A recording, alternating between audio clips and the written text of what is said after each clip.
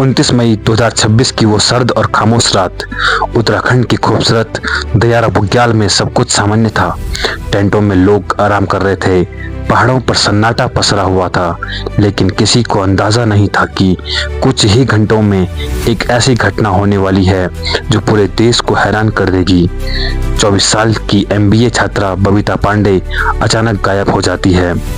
न कोई चीख सुनाई देती है, न संघर्ष का कोई निशान मिलता है और न ही ऐसा कोई सुराग जो इस रहस्य की परतें खोल सके। मोबाइल की आखिरी लोकेशन मिलती है, सैकड़ों जवान खोज में जुड़ जाते हैं, ड्रोन उड़ाए जाते हैं, डॉग स्क्वाड लगाए जाते हैं, लेकिन बबीता का कहीं कोई पता नहीं चलता। आखिर उस रात ऐसा क्या हुआ था? क्या यह एक हादसा था, या ये एक साजिश थी, या फिर कोई ऐसा रहस्य जिसका सच अभी भी पहाड़ों की खामोशी में दफन है? आज हम जानेंगे बबीता पांडे केस की पूरी कहानी, शुरुआत से लेकर अब तक की हर बड़ी अपडेट। जी हाँ दोस्तों, मैं हूं अमित नौटियाल। स्वागत करता हूं आपका अपने चैनल पर। बबीता पांडे कौन थी? बबीता पांडे एक होनहार MBA छात्रा थी। उनके परिवार और दोस्तों के अनुसार वह खुश मिजाज, मेहनती और अपने सपनों को पूरा करने वाली के लिए हमेशा तैयार रहने वाली लड़की थी। उन्हें घूमने फिरने और नई जगहों को देखने का शौक था। इसी शौक ने उन्हें उत्तराखंड के प्रसिद्ध दयारा बुग्याल ट्रैक तक पहुंचाया, लेकिन किसी ने नहीं सोचा था कि यह ट्रिप उसकी जिंदगी का सबसे बड़ा रहस्य बन जाएगा। ट्रैक की शुरुआत मई 2026 के अंतिम दिनों में बबीता अपने 2 दोस्तों के साथ ट्रैकिंग के लिए निकली। उन्होंने उत्तरकाशी जिले के प्रसिद्ध दयारा बुग्याल ट्रैक पर जाने की योजना बनाई। यह जगह अपनी प्राकृतिक सुंदरता और शांत वातावरण के लिए जानी जाती है। 29 मई को तीनों कोई बेस कैंप पहुंचे। दिन सामान्य तरीके से बीता। उन्होंने तस्वीरें ली, बातचीत की और कैंप में रात बिताने की तैयारी की। सब कुछ ठीक था, लेकिन आधी रात के बाद अचानक सब कुछ बदल गया। वो आखिरी रात घराती जा रही थी। कैंप में मौजूद लोग अपने अपने टेंटों में आराम कर रहे थे। इसी दौरान बबीता आखिरी बार देखी गई। कुछ घंटों बाद जब लोगों ने उन्हें ढूंढना शुरू किया तो वह कहीं नहीं थी। पहाड़ों की ठंडी हवाएं चल रही थी, लेकिन बबीता का कोई पता नहीं था। किसी को समझ नहीं आ रहा था कि आखिर वह गई कहाँ। जब मोबाइल बना सबसे बड़ा सुराग, जांच टीम ने बबीता के मोबाइल फोन की जानकारी जुटानी शुरू की।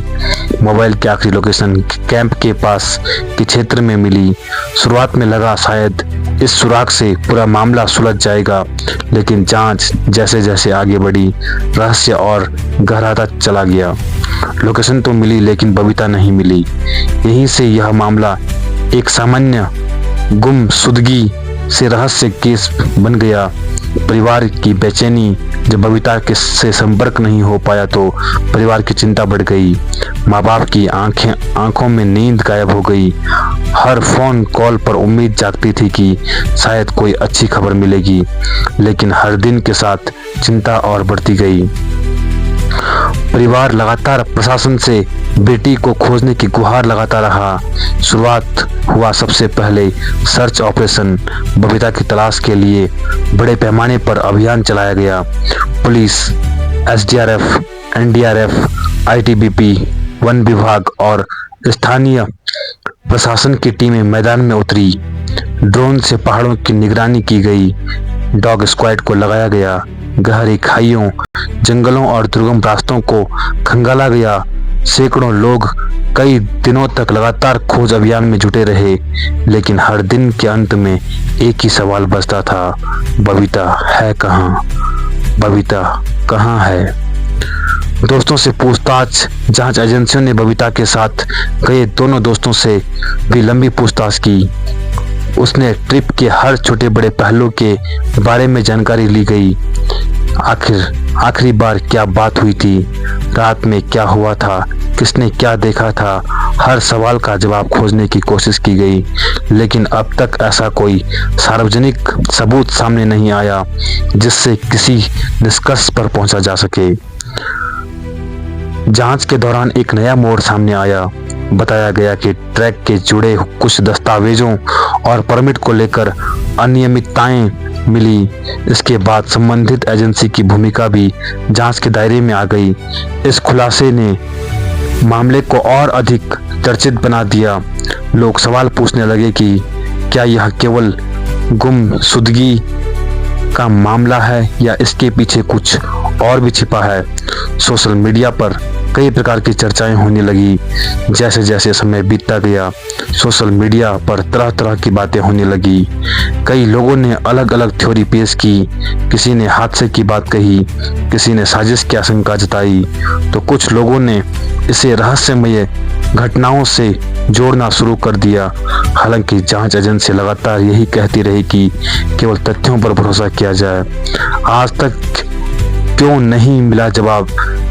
यह सवाल आज भी लोगों के मन में है।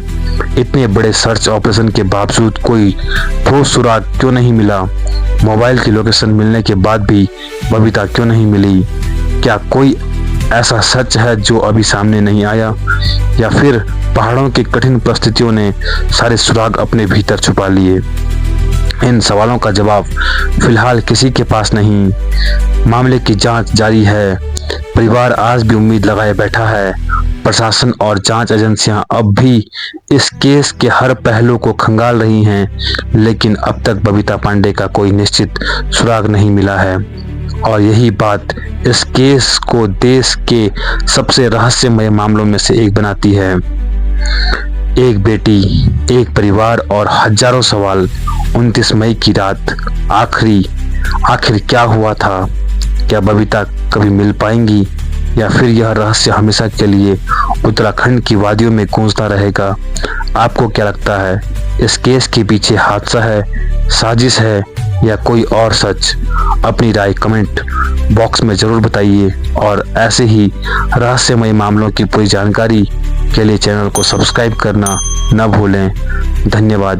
भगवान से एक ही उम्मीद है कि प्रार्थना करते हैं कि बबीता पांडे जहां भी हों, जैसी भी हों, सलामत हों और जल्द से जल्द वो उनके घर वालों को मिल जाए। हम सभी यही प्रार्थना ऊपर वाले से करते हैं